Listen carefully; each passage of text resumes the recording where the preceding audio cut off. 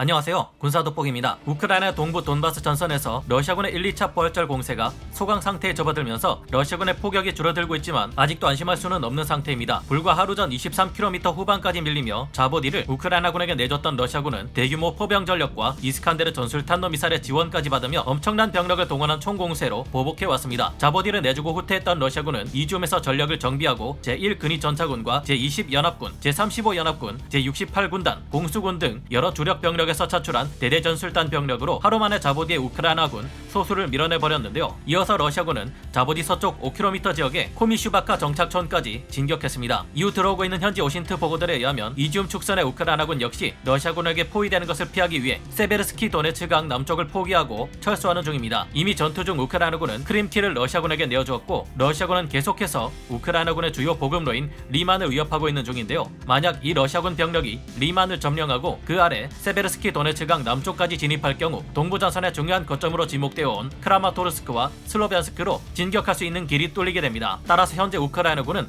어떻게 해서든 세베르스키 도네츠강 일대를 사수해야 하는데 다행히 우크라이나군은 현재 이를 위해 리만에서 세베르스키 도네츠강 남쪽을 향하는 교량을 모두 끊어버린 상태입니다. 격렬한 전투가 이어지고 있는 포파스나에서도 현재 우크라이나군이 밀리고 있는 상태이며 이지움 축선에서 루안스크 지역으로 진격하는 러시아군은 온갖 예비대까지 끌어모은 전력을 총동원한 물량과 화력 공세로 우크라이나군을 찍어 누르고 있는 상황입니다. 그러나 이 같은 상황이 계속해서 이어질 수만은 없을 것 같은데요. 최근 이지움 축선에서 활약하는 러시아군 부대들의 직접적으로 탄약을 보급하고 있던 것으로 여겨지는 벨고로드 지역의 탄약고에서 또다시 어마어마한 대폭발이 일어났기 때문입니다. 이 같은 소식은 불과 얼마 전 우크라이나의 북부 국경선 160km 지점에 있던 전략 비축 기지가 파괴된 이후 며칠 지나지도 않은 시점에 일어난 일이라 더욱 놀라운데요. 현지 시각 4월 27일 여러 현지 오신트 보도에 의하면 캄캄한 새벽 3시 35분 러시아 본토 벨고로드주의 소도시 스타라야 넬리도프카에서 탄약고 폭발로 인한 엄청난 연쇄 폭발이 관측되었다고 합니다. 우크라이나 국경에서 불과 약 15km 떨어져 있는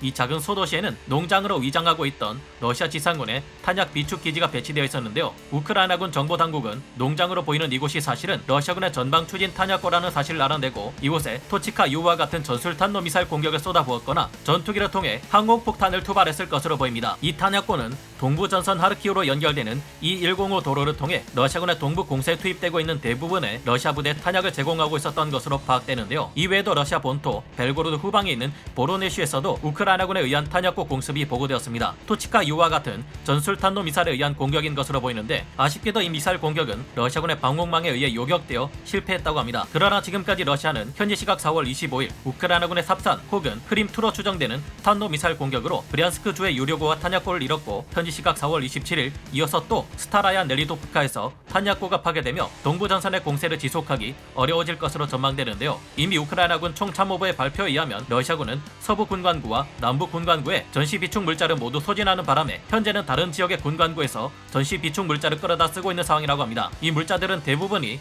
러시아 본토의 철도를 통해 벨고로드로 유입되고 있다고 하니 다음에는 우크라이나군이 러시아군의 철도를 공격해 보급로를 끊어버리는 것은 어떨까 생각해보게 됩니다. 앞으로 더욱 크게 늘어날 서방의 군사 지원 상황을 내다보면 점점 더 전력이 증강되는 우크라이나가 이 전쟁에서 승리할 것이 분명해 보이지만 오늘 말씀드린 것처럼 러시아군의 공세가 만만치 않아 시간이 촉박한 상태입니다. 서방에서 지원하는 수많은 화력 자산들이 하루빨리 돈바스 전선에 배치되어 전세를 180도 역전하는 상황이 오기를 기원해봅니다. 오늘 군사돋보기 여기서 마치고요. 다음 시간에 다시 돌아오겠습니다. 감사합니다. 전문가는 아니지만 해당 분야의 정보를 조사 정리했습니다. 본의 아니게 틀린 부분이 있을 수 있다는 점 양해해 주시면 감사하겠습니다. 영상을 재밌게 보셨다면 구독, 좋아요, 알림 설정 부탁드리겠습니다.